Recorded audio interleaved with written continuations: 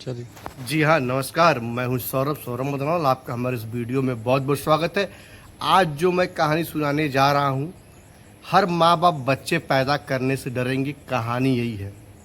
अभी तक क्या था कि हर पुरुष, हर लड़का शादी करने से डरता था, पत्नियों से डरता था कि पत्नी कब उनको गड्ढा में ढकेल दे, कब पहाड़ से ढकेल दे, कब सीमेंट में ढक दे, कब आरी से कटवा दे। अब हर माँ बाप डरेगा अपने आप में बच्चा पैदा करने से, सोचेगा कि निसंतान रह ले पर संतान न ले। कहानी साथियों यूं है, एक 24 वर्षीय लड़की प्रॉपर्टी के चक्कर में अपनी माँ को स्कॉर्पियो से रौंद कर मार डालने का प्रयास करती है और उसका प्रयास जो है कि कामयाब रहता है। आइए आते हैं मुद्दा पे। मुद्दा साथियों यह है, एक घर में माँ बाप पति पत्नी रहते थे। एक उसका भाई था, यानी कि घर में पूरी 4 लोग रहते थे। पिता जो है कि वो कचहरी में बाबू के बतौर नौकरी करता था। कुछ दिन पहले पिता की जो है नौकरी कुछ दिन पहले पिता की मौत हो जाती है। और जब मौत होती है तो पिता का जो होता है कि सरकारी नौकरी होती है, उसकी माँ को मिल जाती है। माँ का नाम रहता है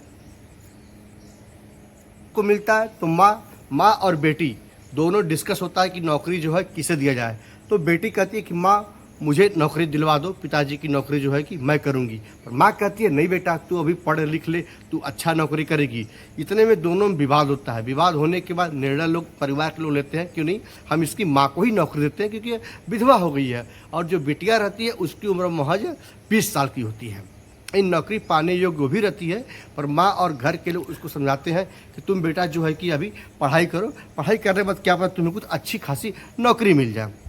उसके बाद जो है कि उसके पास एक 16 साल का भाई रहता है, यानी कि पिताजी की मृत्यु होती है, घर में उसकी एक माँ होती है और लड़की सेल्फ होती है, और एक 16 साल का जो है कि भाई रहता है। भाई जो है कि वो पढ़ाई करता है, ये भी अपना BA की लास्ट सेमेस्टर की कोर्स कर रही थी, यानी लड़की जो थी।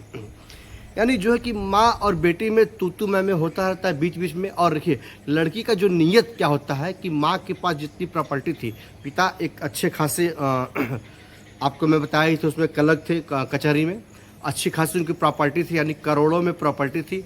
लड़की चाहती थी कि हम माँ को मार करके माँ की हत्या करके हम पूरी प्रॉपर्टी का मालिक बन जाए।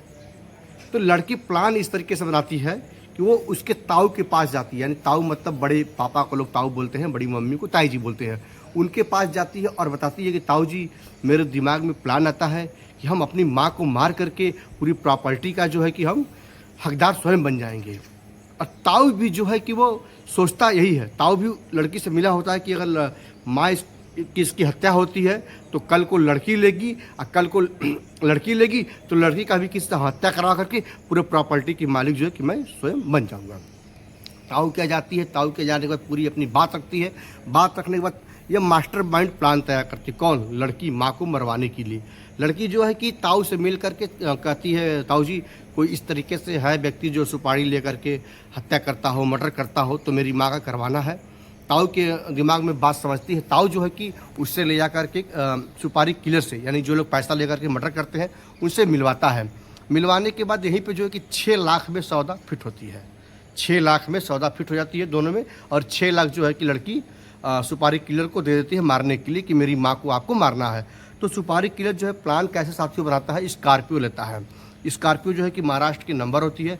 उसकी माँ रास्ते से आती है और रेकी करवाता है। जो सुपारी लेता है वो अपने एक दोस्तों के साथ वहाँ पे रेकी करवाता है कि यह औरत कहाँ से आ रही है, कितने बजे आ रही है, कैसे जा रही है, कि किस तरीके से हम उसको स्कॉर्पियो से कुचलेंगे या उसका दुर्घटना करके हम भागेंगे तो हम पकड़े नहीं जाएंगे।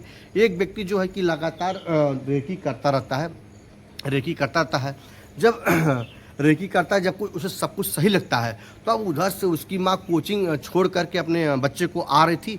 तब तक स्कॉर्पियो गति 130 किलोमीटर प्रति घंटा के हिसाब से रहती है, यानी 130 किलोमीटर प्रति घंटा के हिसाब से रहती है। और रखने के बाद उसकी माँ को कुचल देता है। कुचलने के बाद स्कॉर्पियो जो है सवार स्कॉर्पियो छोड़ करके वहीं से भाग जाता है, यानी स्कॉर्पियो छोड़ करके बाइक से भाग जाता है, और इसको जो स्कॉर्पियो होती है खम्मा में आकर के टकरा जाती है। जैसे खबर मिलती है घर के लोगों को, इसकी लड़की को भी खबर मिलती है, उधर पुलिस भी आती है। लड़की जो है कि अपना फपक फपक के रोने लगती है, क्योंकि लड़की का ही सब कुछ किया कारनामा है कि माँ की मेरी मृत्यु हो गई। लड़की भी फपक फपक रोने लगती है। और जैसे खबर पुलिस को लगती है, पुलिस अपने तरीके से छानबीन करती है, स्कॉर्पियो मालिक का पता करती है, गाड़ी के नंबर से पता करती है। फिर लड़की के मामा भी घर पे आते हैं, यानी कि जिसकी मृत्यु हुई रहती है उसके मायके वाले भी घर पे आते हैं और पूछते हैं भाई किस तरीके से घटना घटा है। तो लड़की बताती है कि मम्मी जो है कि भाई को छोड़ करके स्कूल से आ रही थी और रास्ते में जो है कि ने किसी गाड़ी वाले ने धक्का मार दिया है। लड़की जो है कि एक दिन तक अपना जो है कि रोती गाती पीटती है। दूसरे के दिन ठीक लड़की का रवैया एकदम बदल जाता है, यानी कि लड़की तो चाह रही थी कि ये जो प्रॉपर्टी है उसकी मालिक मैं स्वयं बनूं, मेरी माँ की हत्या हो जाए, मेरी माँ की मृत्यु हो जाए, ताकि जो प्रॉपर्टी का मालिक मैं बनूं। यानी दूसरे के दिन जो है कि उसका मामा देखता है कि लड़की के चेहरे पे इस तरीके से कुछ हाव भाव है ही नहीं है जिसकी माँ मरी हो और खुद मेरी बहन की मृत्यु हुई हो। लड़की थोड़ा उसके मामा के दिमाग में शक आता है। जब मामा के दिमाग में शक आता है तो मामा सोचता है कि यार कुछ दिन पहले मेरी बहन यानी जिसकी मृत्यु हुई थी वो हमसे एक बार बोली थी कि नहीं प्रॉपर्टी को लेकर के चाहे मेरी नौकरी को लेकर के मेरी बेटी हमसे लड़ाई झगड़ा कर रही थी। मेरे ताऊ यानी जो उसके भसुर थे उनसे भी प्रॉपर्टी पे मेरी निगाह थी। तो जब ऐसे मामा के दिमाग में आता है बात, तो तुरंत मामा जो है कि पुलिस को सूचित करता है कि भाई एक बार जो है कि आप थोड़ी सी इनकी बेटी से भी, आप हमारी भांजी से भी पूछताछ कड़ाई से किया जाए। तो पुलिस करती क्या है कि पुलिस अभी कुछ नहीं करती है, पुलिस जैसे तैसे मामला को देखती है। फिर उसके बाद करती क्या है, वो पुलिस स्कॉर्पियो वाले का नंबर लगा कर पता करके वो पता करती है कि स्कॉर्पियो किसका है। जब स्कॉर्पियो मालिक का पता लगता है कि नहीं भाई फलाने व्यक्ति का स्कॉर्पियो है, पुलिस उसको पकड़ती है। जब पुलिस उसको पकड़ती है तो वो सारी बातें जो है कि क्लियर रूप से सामने आती है कि नहीं भाई हमारी जो गाड़ी है स्कॉर्पियो है वो 30,000 रुपये में मांग करके हमसे लोग भाड़े पर ले गए थे। 30,000 रुपये हमें मिला था, बस इतना मैं जानता हूँ। पुलिस जांच करती है, पड़ताल करती है। जांच पड़ताल करने के बाद खुल करके मास्टरमाइंड जो उसका जो ड्राइवर था, जो प्लान किया था, वो सामने आता है। सामने आने के बाद बताता है कि नहीं हमें लड़की के ताऊ जी ने 6 लाख रुपये हमें सुपारी दिया था।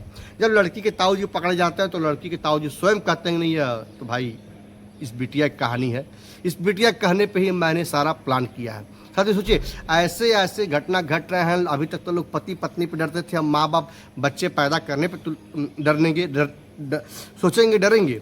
क्योंकि एक बिटिया जो है कि अपनी घर में प्रॉपर्टी के लिए अपनी ही माँ को मार डालती है। अपने सोचती है भाई जो है 16 साल का है, उससे कोई मतलब ही नहीं अभी है, उसकी उम्र महज अभी 24 साल थी।